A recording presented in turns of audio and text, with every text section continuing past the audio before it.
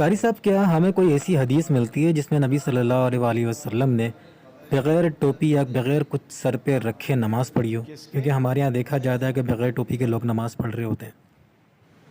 اب میں بھی پوچھتا ہوں کہ نبی کریم صلی اللہ علیہ وسلم نے اپنی پوری زندگی میں، نبوت کی پوری زندگی میں کبھی ٹوپی، رومال یا پگڑی کے ساتھ نماز پڑھی؟ مولویوں سے حدیث لے آؤ، اگلے سال اگر زندگی رہی تو آپ وہ دکھانا تو پھر میں یہ دکھاؤں۔ کیا کیا؟ نبی کریم صلی اللہ علیہ وسلم کی سر کے حوالے سے جس صحابی نے بھی آپ کی نماز کو بیان کیا وہ سر کو چھوڑ دیتا ہے، سر کو بیان نہیں کرتا۔ نہ اس نے یہ بیان کیا کہ سر پہ ٹوپی تھی، نہ یہ بیان کیا کہ پگڑی تھی، نہ یہ بیان کیا کہ رومال تھا، نہ یہ بیان کیا کہ ننگا سر تھا۔ وہ سر کا ذکر ہی نہیں کرتا۔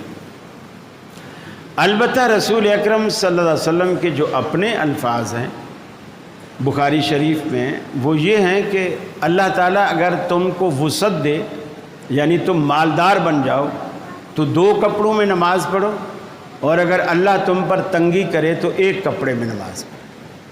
تنگی کرے تو 1 کپڑے میں، وسعت دے تو 2 کپڑوں میں۔ اب جیسے ایک شلوار اور ایک قمیض ہے، 2 کپڑے ہو گئے۔ وسعت کے زمانے میں 2 کپڑے ہو گئے۔ ٹوپی تیسرا کپڑا ہے، اس کا ذکر نہیں۔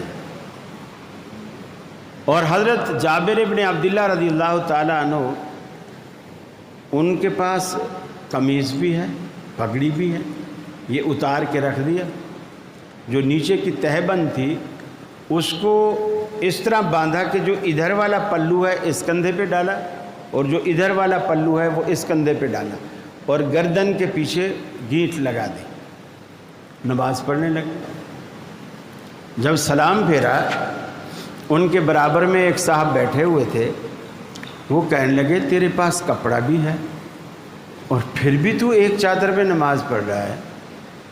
تو حضرت جابر نے بڑے غصے سے کہا لِجُرَانِي مِثْلُكَ أَحْمَقٌ هَكَذَا رَأَيْتُ رسول اللہ صلی اللہ علیہ وسلم، میں تیرے جیسے احمق کو یہ بتانا چاہتا تھا کہ میں نے اللہ کے رسول کو اسی طرح نماز پڑھتے ہوئے دیکھا ہے۔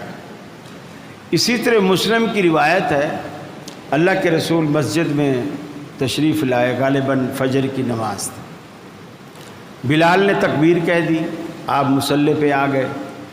جب تکبیر ختم ہو گئی لیکن ابھی نماز شروع نہیں ہوئی، تو آپ کو یاد آیا کہ آپ کو غسل کرنا ہے، آپ کو غسل کرنا ہے۔ آپ نے لوگوں سے کہا رکو، لوگ کھڑے رہے، آپ گھر چلے گئے، نہا کے آئے۔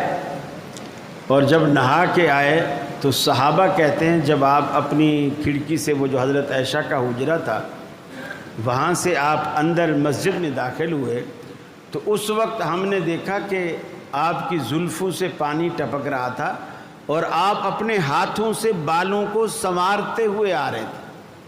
اپنے ہاتھوں سے بالوں کو، جیسے ہاتھوں سے لوگ کنگھی کرتے ہیں، کنگھی کی جگہ انگلیوں سے کام لیتے ہوئے ہاتھوں سے آپ بالوں کو سنوارتے ہوئے آ رہے تھے۔